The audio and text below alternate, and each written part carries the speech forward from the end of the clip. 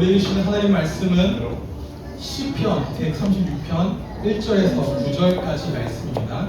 제가 한 절, 여러분이 한 절, 번갈아 읽은 후에 9절은 함께 읽도록 하겠습니다. 여호와께 감사하라. 그는 선하시며 그 인자하심이 영원함이로다. 신들 중에 뛰어난 하나님께 감사하라. 그 인자하심이 영원함이로다. 주들 중에 뛰어난 주께 감사하라. 그 인자하심이 영원함이로다. 홀로 큰 기대한 이들은 하나님께 감사하라. 그 인자하심이 영원함이로다. 지혜로 하늘을 지으신 이에게 감사하라. 그 인자하심이 영원함이로다.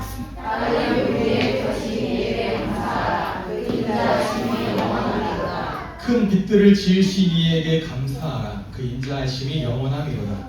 해로 낮을 수함을 자신 이에게 감사하라. 그 인자하심이 영원함이로다. 함께 읽겠습니다. 달과 별들로 밤을 주관하게 하신 이에게 감사하라. 그 인자하심이 영원함이로다. 아멘. 함께 읽은 말씀 가지고 감사 이유가 있습니까? 라는 제목으로 추수감사 주일 말씀을 함께 나누도록 하겠습니다. 오늘은 11월 셋째 주일로 대부분의 한국교회가 함께 추수감사 주일로 드리는 주일입니다. 물론 이 추수감사 주일은 딱 이때다라고 정해진 건 아니고요. 교단마다 교회마다 자유롭게 조금 변동은 있습니다. 그런데 대부분의 한국교회들은 11월 셋째 주일로 이제 지키고 있습니다. 여러분도 잘 아시는 것처럼 한국교회 내에는 두 번의 감사절이 있죠.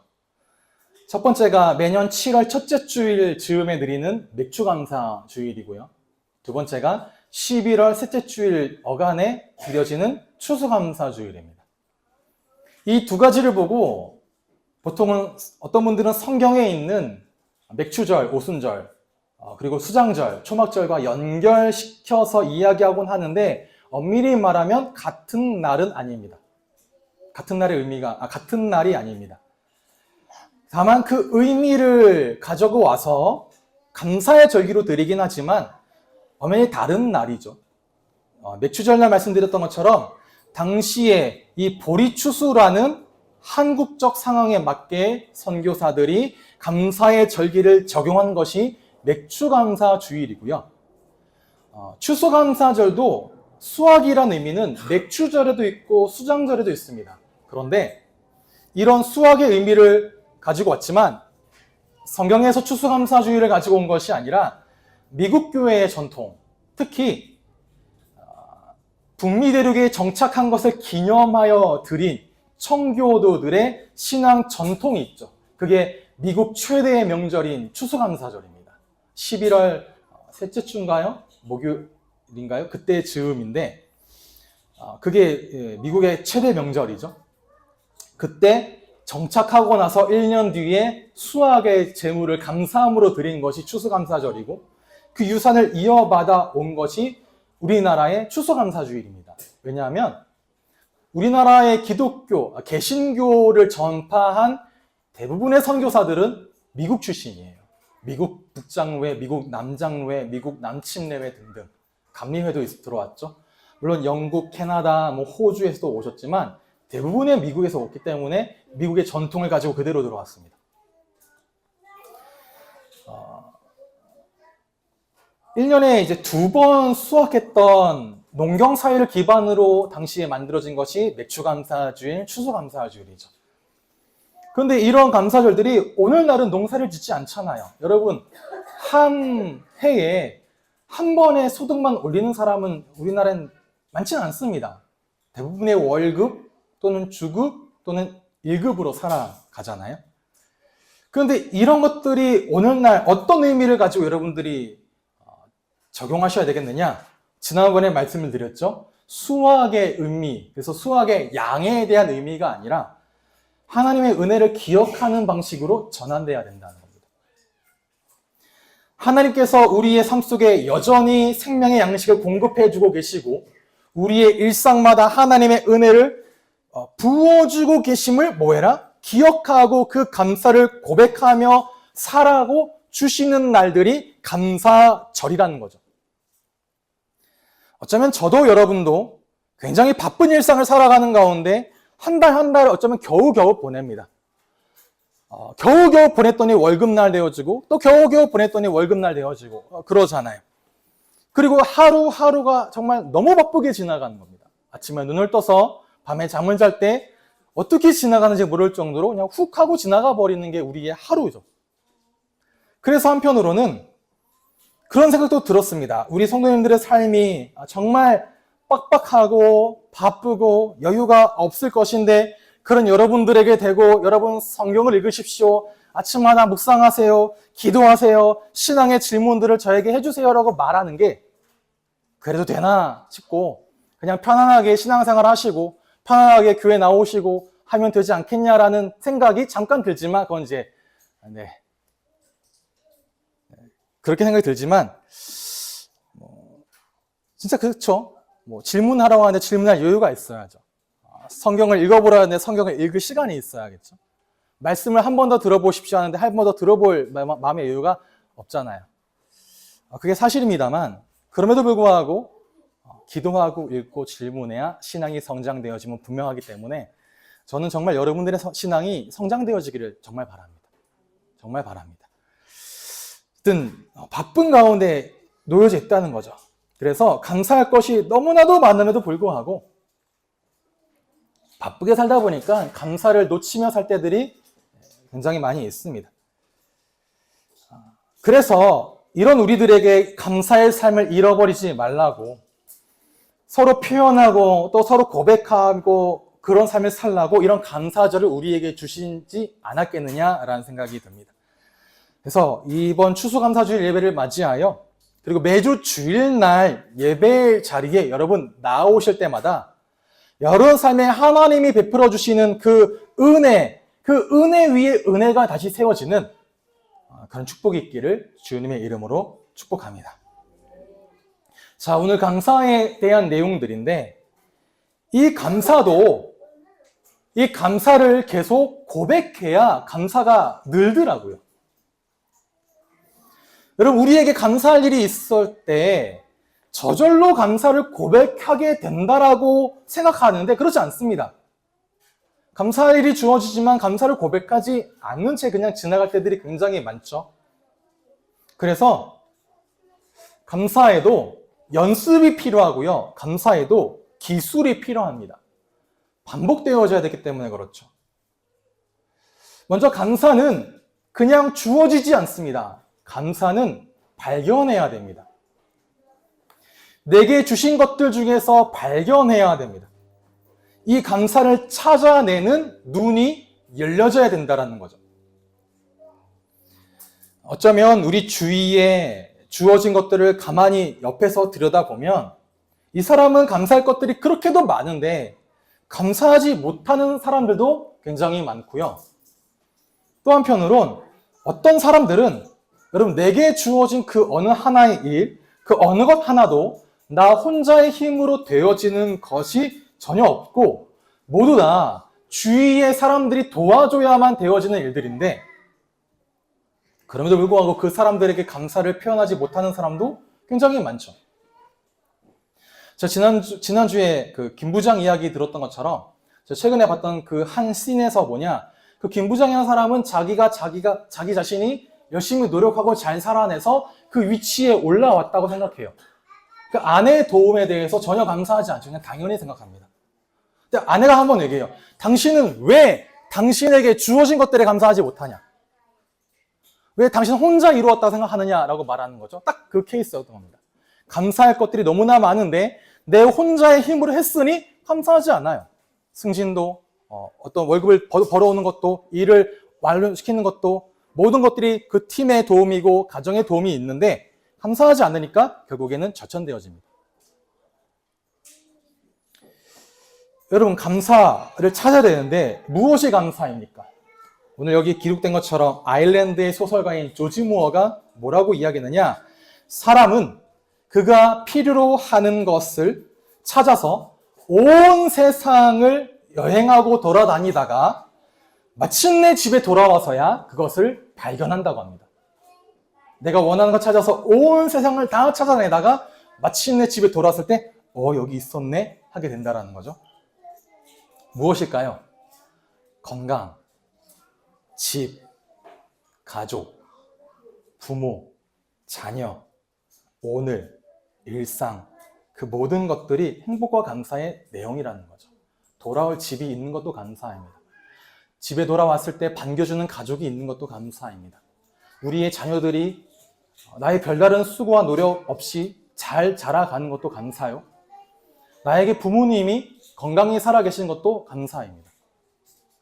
오늘을 살 수 있음이 감사이고 일상의 행복을 맛볼 수 있는 것도 감사라는 거죠.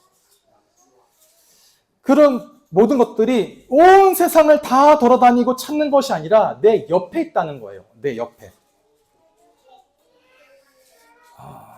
사랑하는 성도 여러분, 아직 주어지지 않은 것 또는 어딘가에 있을 것으로 감사하는 그런 사람이 되기보다는 나의 일상 속에 하나님께서 이미 내게 주신 것들의 감사거리를 볼 수 있는, 찾을 수 있는 그런 눈들이 여러분들이 열려지기를 주님의 이름으로 축복합니다. 그럼 이 감사를 언제 해야 됩니까? 찾았다면 언제 해야 됩니까? 라고 하면 여러분, 감사는 내일로 미뤄두는 것이 아니라 오늘 하는 겁니다. 감사거리들 중에 대부분은 그때그때 하지 않으면 지나가 버리는 것들이 너무나도 많아요. 제가 가끔 우리 아이들의 일상들을 SNS에 올릴 때가 있습니다. 그 SNS에 올리면 그때마다 동일하게 달리는 댓글들이 뭐냐? 지금 그 모습이 가장 사랑스럽다는 거예요. 중학생을 키우는 엄마들은 저한테 그럽니다. 이때 되면 그런 모습 안 나타나요. 고등학생 되면 얘기합니다. 이때가 가장 예뻐요. 대학생, 자녀들을 결혼시킨 부모들을 보면 다 그 이야기하는, 지금이 제일 사랑스러우니까 지금 제일 잘해주세요라고 그래요. 그래서 지금 제일 잘해주려고 하는데 어쨌든 항상 부족하기만 하죠. 지금이 가장 어린 날이라고 합니다. 그리고 지금이 가장 사랑스러운 날이라는 거죠. 그럼 나에게로 적용해 볼까요? 여러분, 지금이 여러분의 가장 건강하고 젊은 날입니다. 오늘에 감사하지 않으면 오늘은 지나가 버린다는 거예요. 오늘 내 손에 주어진 것들에 감사하지 못하면 그것이 내 손에 그냥 쥐어져 있는 것이 아니라 다 지나가고 다 사라져 버리는데 그 다음에 그게 소중했었어 라고 하면 이미 늦는다는 거죠. 근데 우리 항상 늦은 다음에야 비로소 알게 된다는 겁니다. 여러분, 다 지나가 버리고 늦은 다음에 알게 되지 마시고 지금 감사하십시오. 무엇이 감사일까요? 우리가 찾아야 되는 것이요, 모든 것입니다. 모든 것. 디모데전서 4장 4절에 보면 하나님께서 만드신 모두 좋은 것입니다. 감사함으로 받으면 버릴 것이 하나도 없습니다 라고 말씀하십니다. 하나님이 여러분들에게 주신 모든 것이 다 선하고 좋은 것인데 그걸 감사함으로 받고 감사를 고백하면 버릴 수 있는 것이 하나도 없다라는 거죠. 우리 인간적인 눈으로 바라보고 우리 눈의 욕심으로 보면 이 상황에 부족한 것뿐입니다. 모자란 것뿐이어서 도대체 뭘 감사할까 싶은데요. 그래서 우리는 늘 그렇죠. 이루어진 것에 감사하지 못합니다. 이룰 것을 바라보며 살아가죠. 내게 주어진 것에 감사하지 못합니다. 아직 얻지 못한 것이 있기 때문에 거기에 목매달며 살아갑니다. 그러나 그 주신 것마저도 오늘 감사함으로 받으면 버릴 것이 하나도 없음을 여러분 기억하시기 바랍니다. 하나님의 모든 건 선하다는 거죠. 무엇이 감사입니까? 오늘 찬양 가사잖아요. 응답하신 것도 감사, 거절하신 것도 감사, 나에게 기다리라 하신 것도 감사. 기쁜 날에도 감사, 고통 중에도 감사. 그 가운데 기쁘거나 고통 중에 있거나 늘 주가 일하심을 믿으며 감사하라고 말합니다. 감사하시기 바랍니다. 오늘 주어진 것에 미루지 말고 찾아서 감사할 때 그렇게 감사를 고백하면 어떻게 되느냐? 감사는 반드시 열매를 맺습니다. 감사 하나가 땅에 떨어져서 그냥 사라지지 않고요. 감사는 사람의 마음을 변화시키고 옆 사람의 마음을 또 변화시키고 그 사회는 또 변화되어지게 되어 있는 거죠. 감사는 반드시 열매 맺습니다. 그래서 오늘 찬양의 가사가 무엇이었습니까? 감사 위에 감사를 덮을 때 은혜 위에 은혜가 쌓여진다고요. 감사를 고백하면 그 감사 위에 감사가 덮여지고 그 위에 은혜와 은혜가 쌓여지게 됩니다. 하나님께 감사해 보세요. 옆 사람에게 감사해 보시고요. 돌이켜보면 감사할 거리가 너무 많아서 감사하기도 하지만 어쩌면 도저히 감사할 수 없는 그 상황에 놓여질 수 있죠. 그 가운데라도 어쩌면 억지로 감사할 것을 찾아서 오늘 같은 추수감사주일 예배 때 찾아내고 와가지고 하나님 그래도 이게 감사해요 라고 적어서 고백하게 되면 그 감사의 고백 위에 하나님의 은혜가 쌓여지고 은혜가 쌓여져서 풍성한 열매가 맺게 됨을 여러분 기억하시길 바랍니다. 그럼 어떻습니까? 감사하라고 말씀드리는데 여러분들에게 감사할 이유가 있습니까?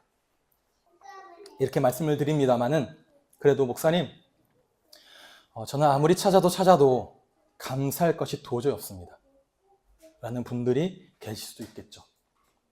내 상황이, 내 환경이, 내 처지가, 내 모습이 아무리 찾아도 감사할 게 없습니다 라는 분들도 계시겠죠. 그래서 시편의 기자가 오늘 우리에게 이것을 감사하라고 제시하고 있는 겁니다. 시편에 보면 할렐루야 할 때 그 할렐입니다. 찬양하라 라는 뜻인데요. 할례 시편이라고 불리는 것들이 있습니다. 그 중에 대표적인 것이 오늘 136편이고 이 136편은 그 할례 시편 중에서도 대할례 시편이라고 부릅니다. 그 할례 시편 중에 가장 큰 시편이라는 거죠. 이 시편들 속에 계속 그 할례 시편과도 계속 반복되는 게 할렐이에요. 찬양하라, 너희는 찬양하라, 너희는 찬양하라는 말이 계속 나오기 때문에 이 할례 시편이라고 부르고, 특별히 이 시편들은 오늘 같은 절긴 날, 유대인들 같은 경우는 6월절, 7.7절, 초막절 같은 그 절긴 날 각 가정에서 이 할례 시편을 찬양했습니다. 또는 성전에 모여 함께 이 시편을 찬양했습니다. 특히 이 시편은 이스라엘 자손들이 하나님을 찬양하는 예배시예요. 그래서 보통 이 136편 같은 경우는 보통 제사장이나 인도자가 첫 구절을 먼저 노래합니다. 찬양시기 때문에. 그리고 나면 이어서 성가대나 또는 회중이 후렴으로 화답하는 거예요. 그렇게 낭송되었으리라고 생각합니다. 인도자가 앞에 구절을 찬양하면 회중이 뒷구절로 화답하는 거죠. 특히 시편의 시의 구조를 보면 찬양시이면서 역사시인데 예배하는 회중들에게 하나님의 백성의 전체 역사 속에서 어떤 역사요? 창세기부터 민수기까지, 즉 창세기에 하나님이 천지를 창조하실 때부터 출애굽기에서 이스라엘 백성들을 애굽에서 이끌어내시고 홍해를 갈라 건져내시고 광야에서 인도하여 내시고 드디어 저 가나안 땅을 정복하게 하신 그때까지 그들의 역사를 돌아보며 그 가운데 선하시며 인자하심을 계속 나타내신 그 하나님께 뭐해라? 찬양해라, 감사해라 를 촉구하는 그런 시인 거죠. 그러면서 오늘 본문을 하나씩 보면 하나님께서 우리에게 감사할 이유에 대해 크게 세 가지를 제시하십니다. 이 가운데 감사하시면 됩니다. 첫 번째 뭐냐? 1절부터 3절입니다. 제가 말씀드린 것처럼 제가 선창을 하면 여러분들은 후렴으로 화답하시면 되겠습니다. 하실 수 있겠죠? 네, 제가 먼저 선창하겠습니다. 여호와께 감사하라. 그는 선하시며 신들 중에 뛰어난 하나님께 감사하라. 주들 중에 뛰어난 주께 감사하라. 아멘. 먼저 뭐 하라고요? 하나님께 감사하라. 하나님께 감사하시면 됩니다. 어떤 하나님이요? 그 하나님의 존재하심, 그 하나님의 성품과 그 하나님의 속성, 모든 것들에 감사하라는 그 하나님 자체에 감사해라. 그 하나님이 하나님 되심에 감사하고 그 하나님이 나의 하나님임을 인정하며 감사하라는 겁니다. 그것이 우리가 해야 될 첫 번째 감사입니다. 어떤 하나님이요? 여기에 말씀하잖아요. 신들 중에 뛰어난 하나님. 이 말은 이스라엘 백성들이 다 신론을 주장하며 그 가운데 하나의 신을 이야기하는 게 아닙니다. 신들 중에 뛰어나다는 말은 유일한 하나님. 모든 것 위에 뛰어난 우월한 하나님을 말하는 거예요. 아브라함이 하와를 보며 뭐라고 고백합니까? 당신은 뼈 중에 뼈요, 살 중에 살이란 말이요. 당신은 나에게 가장 가치 있는 존재요 라는 말이에요. 중복해서 하는 말이 뼈 중에 뼈, 살 중에 살, 신 중에 신, 왕 중에 왕, 주 중에 주. 그 말이 하나님에 대한 모든 신들 가운데 가장 뛰어난 유일하신 참 하나님, 그 하나님을 누구의 하나님으로요? 나의 하나님으로 인정하고 감사해라. 어떤 하나님이요? 그 선하심과 그 인자하심이 영원하신 하나님이 계신데 그 하나님이 나의 아버지이심에 감사하라. 여러분, 감사는 전적으로 하나님을 바라볼 때 회복되어집니다. 내게 주어진 것을 바라볼 때 회복되지 않던 감사가요, 하나님을 바라보면 회복되어집니다. 우리가 갈라디아에서도 나눴고 복음과 삶을 진행하면서 계속 나누지만요, 우리의 인생에 있어서 하나님이란 존재가 부정되어지고 나 중심으로 욕심과 내 욕망, 지나친 욕망을 중심으로 돌아가는 그때부터 우리에게 무엇이 남느냐? 불평과 원망이 남습니다. 채워지지 않거든요. 불안하니까 무너질 것 같거든요. 모든 우상들은. 그래서 하나님을 예배하지 않고 나 자신을 숭배할 때, 나 자신을 숭배하면서 우상을 섬기게 될 때 그때부터 삶은 깨어지게 됩니다. 그럼 어떻게 해요? 우리의 삶은 하나님을 인정할 때부터 시작되어집니다. 나의 시선을 하나님께, 내 삶의 중심을 하나님께로 옮겨놓는 그 시간이 바로 예배의 시간입니다.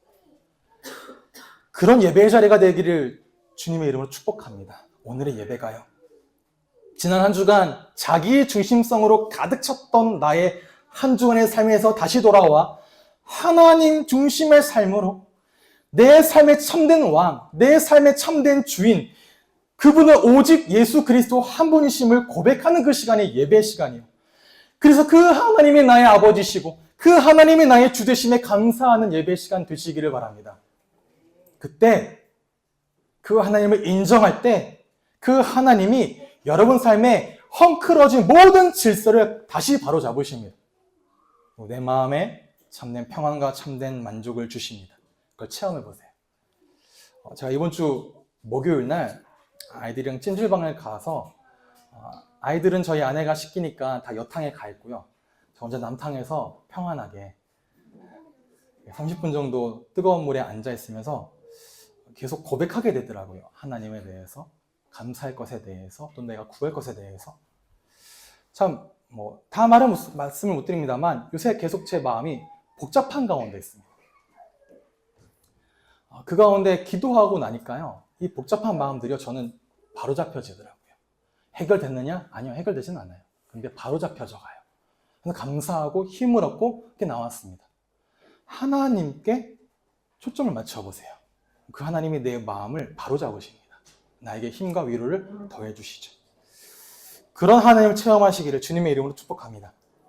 두 번째는 뭐를 말씀하시냐? 하나님이 하신 일을 보며 감사하라고 합니다. 다시 한번 제가 선창하고 여러분의 후렴으로 화답하겠습니다. 홀로 큰 기이한 일들을 행하신 이에게 감사하라. 지혜로 하늘을 지으신 이에게 감사하라. 땅을 물 위에 펴신 이에게 감사하라. 큰 빛들을 지으신 이에게 감사하라. 해로 낮을 주관하게 하신 이에게 감사하라. 달과 별들로 밤을 주관하게 하신 이에게 감사하라. 아멘. 이 내용이 22절까지 쭉 이어지는데요, 시편의 기자는 창세기, 출애굽기, 민수기에 기록된 이스라엘의 역사를 기록하면서 하나님의 일하심을 이야기합니다. 즉 하나님의 창조 사역과 하나님의 구원 사역, 그것에 감사하라는 거죠. 이 모든 만물을 만드신 하나님이 지금도 살아서 역사하시고 다스리고 계십니다. 그 사실에 감사라는 거예요. 하늘의 해와 달과 별을 보며 감사하십시오.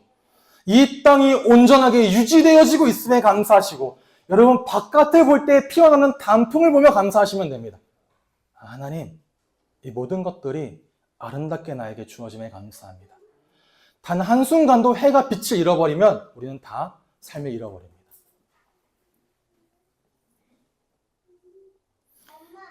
우리의 믿음이 무엇이니까요? 우리의 믿음은 모든 존재의 그 생명의 근원은 하나님이심을 믿는 거예요. 그러니 어느 것 하나 스스로 존재하는 것이 세상엔 없습니다. 내가 존재하고 있는 것도 하나님이요. 나를 둘러싸고 있는 것들이 유지되어지고 있는 것도 하나님이기에 감사하라는 거죠. 하나님의 창조를 보며 감사하십시오. 그리고 무엇에 감사합니까? 구원에 감사입니다. 여러분, 기적 중의 기적이 무엇인가요? 기적 중의 기적이 무엇입니까? 홍해가 갈라지고 여리고성이 무너지는 것이 기적입니까?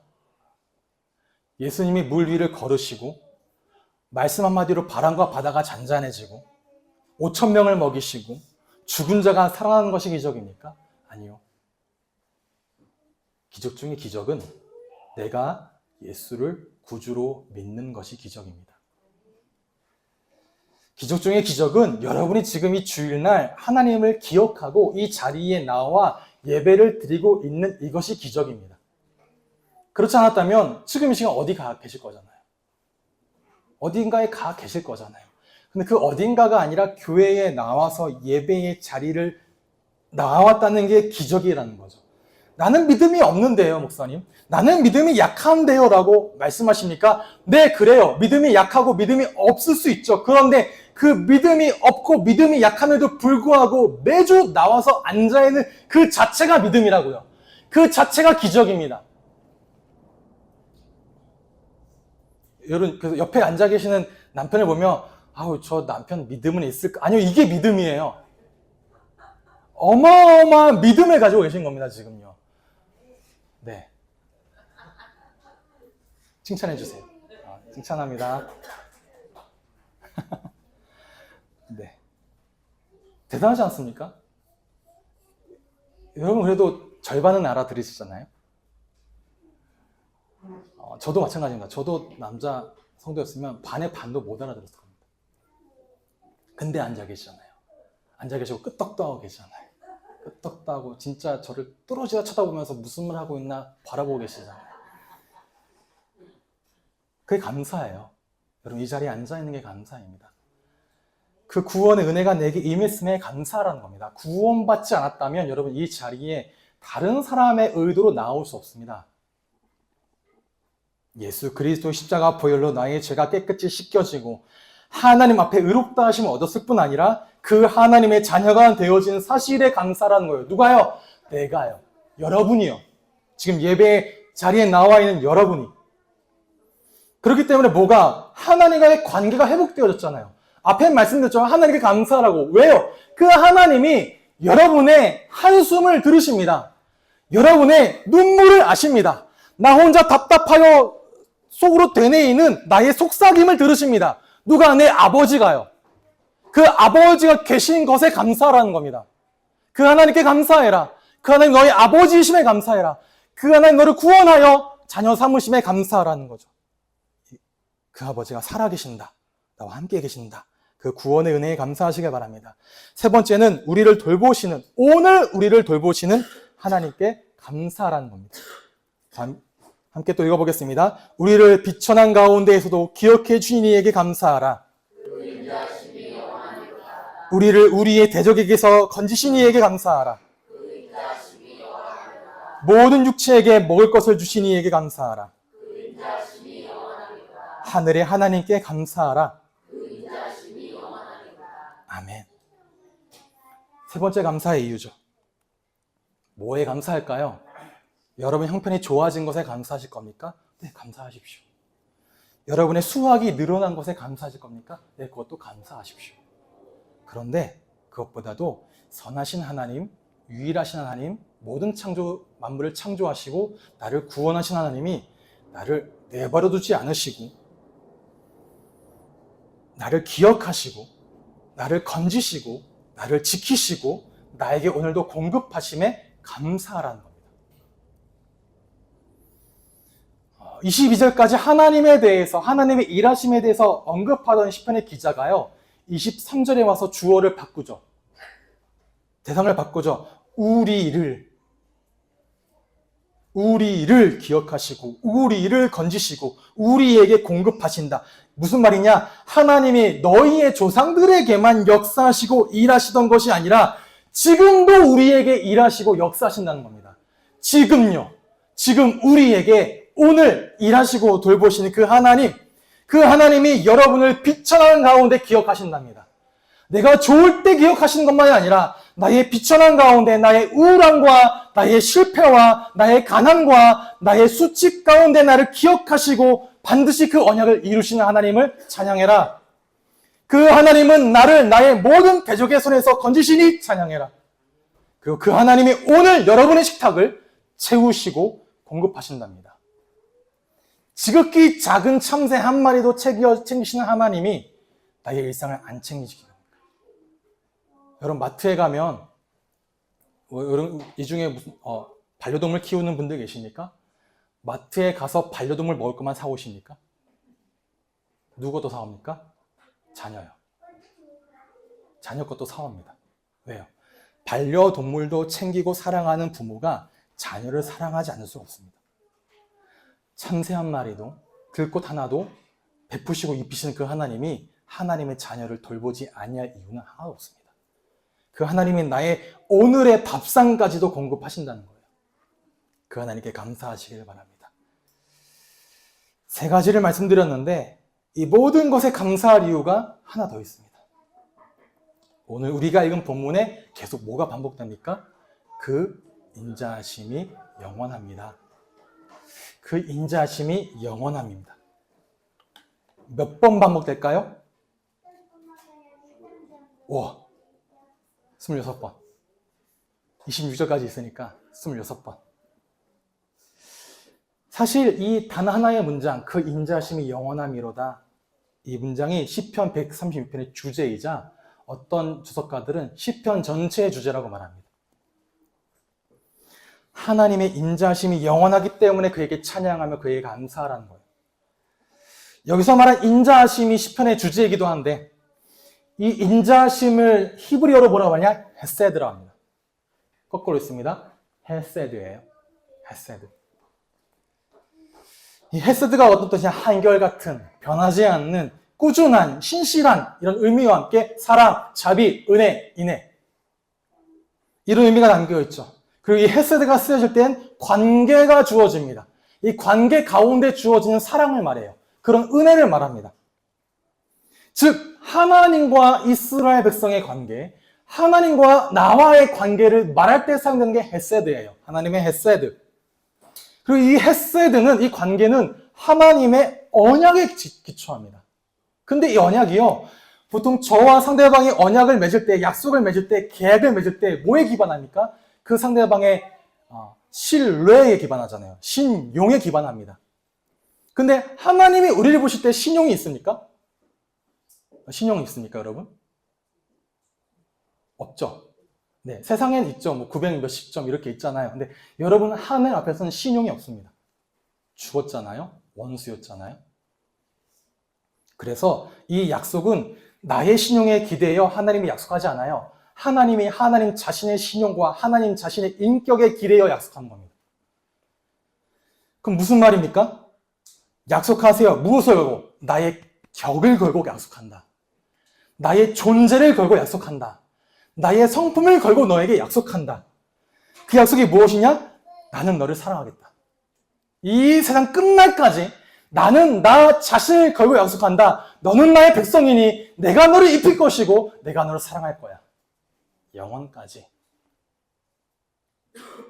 그래서 그 사랑이 뭐하지 않아요? 헤세드, 변하지 않고 신실하며 한결같고 꾸준한 하나님의 사랑. 그래서 저는 이 헤세드가 변하지 않는 하나님의 사랑이라고 의미를 둡니다.